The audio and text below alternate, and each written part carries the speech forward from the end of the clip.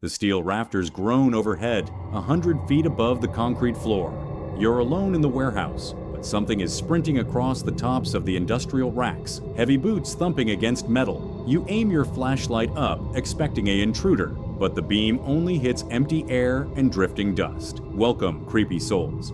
Tonight we explore the horrors that hide in plain sight. From the echoing hollows of industry to the digital pulse of a modern home, we're peeling back the skin of reality. Sit close to the screen because the shadows are moving. First, a security guard discovers that an empty Amazon-style fulfillment center is actually crowded with something unseen. Stay tuned for our final story. A babysitter is trapped in a high-tech smart home when the security system begins announcing a guest she can't see. The robotic voice keeps repeating, "Unknown person detected in the hallway." System check confirms. Unknown persons. System check confirms. Unknown person still detected in the hallway. And the footsteps are headed straight for the nursery. Turn off the lights and let's dive in. They tell you the silence of a warehouse is peaceful. They lie. A space that vast, 600,000 square feet of concrete and steel, is never truly silent. It breathes. It groans under the weight of its own emptiness. My name is Elias, and I've pulled the graveyard shift at Site 42 for 3 years. It's a fulfillment center for a global retail giant, the kind of place that looks like a cathedral built for consumerism. High bay racking towers 40 feet into the air, creating artificial canyons of cardboard and plastic wrap. By 2 a.m., the last of the floor managers are gone. The conveyors stop their rhythmic humming, and the industrial lights dim to a power-saver orange hue that makes everything look like it's bleeding. That's when my shift really begins. The smell is the first thing you notice. It's not warehouse. It's a sickly sweet mix of stagnant air, ionized dust from the forklift batteries, and the faint metallic tang of cold steel. I sat in the security booth, the glow of 16 monitors washing my face in a ghostly blue. I sipped my coffee, black, lukewarm, and tasting like burnt beans, and stared at the grids. Everything was normal, or as normal as a tomb can be. At 2:45 a.m., I noticed the thermal sensor in Zone D flickering. Zone D is the high-value sector, tucked in the furthest corner of the building. It's filled with electronics and designer perfumes. I leaned in, squinting at the grainy screen. The thermal overlay showed a bloom of yellow, a heat signature, near rack 114. It was small, roughly the size of a basketball, hovering about 30 feet up, right near the ceiling. Probably a stray cat, I whispered to myself. My voice sounded thin, swallowed instantly by the acoustic foam of the booth. But then, the bloom moved. It didn't crawl down the racking. It didn't jump. It glided across the top of the shelves with a speed that made my stomach do a slow, nauseating roll. Then came the sound. Thump.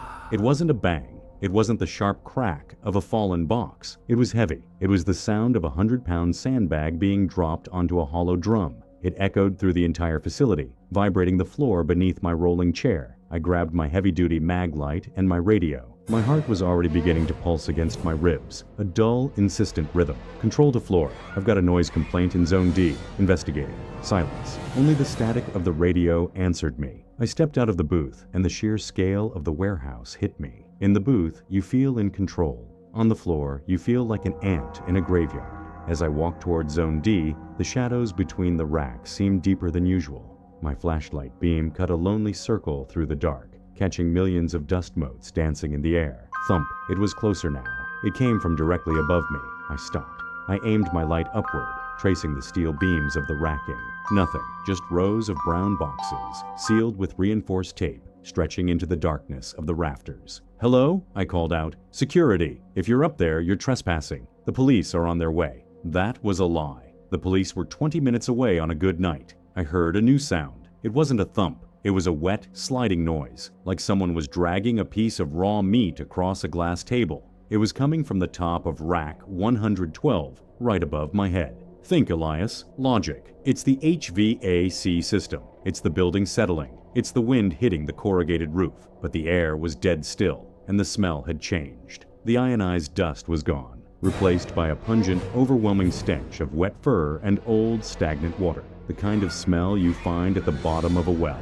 I reached the end of the aisle in Zone D. My heart was now a frantic bird trapped in a cage. I looked at the floor. There, in the center of the concrete aisle, was a puddle. It hadn't been there during the 1 a.m. sweep. It was thick, dark, and viscous. I knelt down, my hand trembling, and shone my light on it. It wasn't water. It was a trail of thick black slime, and embedded in it were small white fragments. I leaned closer. My breath hitched. They were teeth, human molars, yellowed and jagged, discarded in the sludge like sunflower seeds. I stood up so fast I got dizzy. I keyed my radio. Base, I need an emergency outcall. I have biohazard and a possible intruder. Do you copy? The radio hissed. Then a voice came through. It wasn't the dispatcher. It was my own voice. The police are on their way. The radio played back to me. It was a recording of what I had said 30 seconds ago. But the pitch was wrong. It was slowed down, distorted into a demonic guttural growl. Thump, thump, thump. Whatever it was running now. It was jumping from the top of one rack to the next, closing the distance between us. The sound was rhythmic, heavy,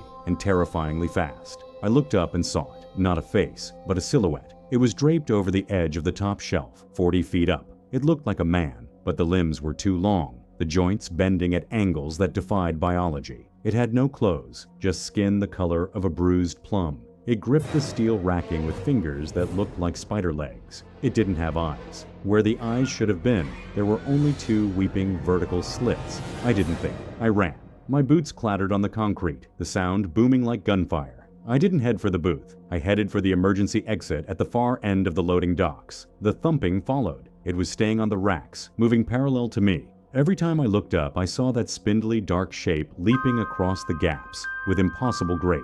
I reached the loading docks. The massive rolling steel doors were shut tight. I fumbled for the emergency release, my hands slick with sweat. The thumping stopped. The silence that followed was worse. It was heavy. It felt like a physical weight pressing against my eardrums. I froze, my hand on the cold red lever. I didn't want to turn around. Every instinct in my ancestral DNA was screaming at me. Don't look. I looked. The entity wasn't on the racks anymore. It was on the floor. It was crouched 50 feet away in the middle of the loading bay. It was unfolded now, standing nearly 8 feet tall, its spine curved like a sickle. It didn't move. It just stood there in the amber light, its chest hollowing out with every ragged, wet breath it took. Then it began to mimic. It didn't scream. It didn't roar. It made the sound of a forklift backup beeper. Beep, beep, beep. Then it made the sound of my mother's voice. Elias, are you coming home for dinner? The voice was perfect. It was identical, but the creature's jaw didn't move. The sound seemed to vibrate out of its very skin. I slammed the emergency lever down. The alarm began to blare, a deafening, piercing shriek. The strobe lights started flashing red. In the flicker of the red strobes, I saw the creature move. It didn't run. It blurred. One flash. It was 30 feet away. Second flash. It was 10 feet away. Third flash. I could see the individual pores on its gray, wet skin. I dove through the small pedestrian side door just as the creature's long, needle-like fingers scraped against the metal. I tumbled into the cold night air, screaming, and didn't stop running until I reached the main gate. I quit the next morning. I didn't even go back for my thermos or my jacket. The HR manager thought I'd had a nervous breakdown. Maybe I did. I moved 3 towns over. I got a job at a landscaping company. I stay outside. I stay in the sun. I told myself it was over. I told myself that whatever lived in Site 42 was bound by those walls, a ghost of the industrial machine. But that was a week ago. Last night I was lying in bed, staring at the ceiling, trying to forget the smell of stagnant water. The house was quiet, too quiet. Then I heard it, from the attic, right above my pillow. Thump, a heavy sandbag weight, followed by a wet sliding sound. And then my own voice whispered from the darkness of the ceiling vent. I have biohazard and a possible intruder. Do you copy? I'm sitting in my kitchen now, clutching a steak knife, watching the sun go down, because I realized something I missed that night in the warehouse. The thermal sensor didn't show the creature entering the building. It showed the creature following me from the booth. It wasn't haunting the warehouse. It was haunting the shift, and my shift isn't over yet. That story is a reminder that some places hold onto memories we were never meant to witness. If that one sent a shiver down your spine, brace yourselves, because our next encounter is even more disturbing. But before we move into the shadows of our final story, I want to invite you to join our circle. If you enjoy these late-night descents into the unknown, hit that subscribe button and become a part of our growing community of creepy souls. And tell me in the comments, which part of that first story unsettled you the most? I read every single one. Now, take a deep breath. Our second story comes from a location so isolated that no one can hear you scream. Let's continue. You know that feeling when you're in a house that isn't your own, and every creak sounds amplified, every shadow elongated. That was tonight. But hey, money talks, especially when you're a college student. The Millers had left me in charge of their 2 sleeping kids and their massive futuristic mansion in the sprawling suburbs of Austin. I was nestled into their plush leather recliner, the blue LED light strip under the kitchen counter, casting an eerie cool glow on my laptop screen as I half-heartedly scanned a lecture note. The silence of the house was overwhelming. A faint smell of expensive vanilla candles still hung in the air, a remnant of the day, now mingling with the sterilized scent of the smart ventilation system. It was a slow burn night. Nothing unusual, just me, the ticking clock on my phone, and the soft, steady hum of the expensive gadgets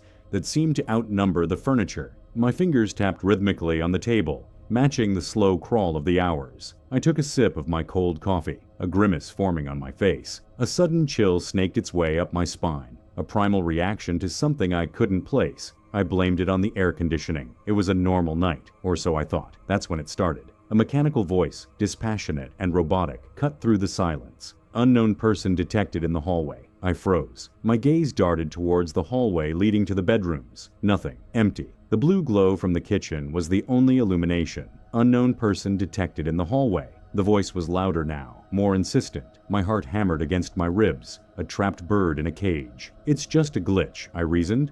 A desperate attempt to ignore the crawling dread under my skin. I checked the house app on my phone. Nothing unusual, just a notification of the detection, timed a few minutes ago. I dismissed it, forcing a laugh that sounded brittle and alien in the oppressive quiet. It was probably a large moth or a pet that I didn't know about. I was alone, after all, right? I try to go back to my lecture notes, but my eyes keep wandering to the hallway. Every small noise, the faint crackle of a light bulb, the distant moan of the wind, makes me flinch. Unknown person detected in the hallway. The voice echoes again, this time with an unsettling regularity. It's like the house is taunting me, playing a sick game with my sanity. I start pacing, my footsteps muffled by the thick carpet. I check the kids' room. They're fast asleep, their chests rising and falling in a rhythmic, innocent slumber. I peek into the master bedroom, the guest room, the office, all empty. But the voice keeps announcing, a repetitive nightmare. Suddenly, the security cameras flicker, then go black. One by one, they all shut down, leaving me with a blank, menacing app. Panic, raw and unadulterated, bubbles in my stomach. This isn't a glitch, I think, the terrifying truth washing over me. Someone, or something, is interfering with the system, and it's not happy. The silence that follows is more deafening than the voice. I'm trapped in this house, a fortress of cold technology, with something I can't see, can't understand.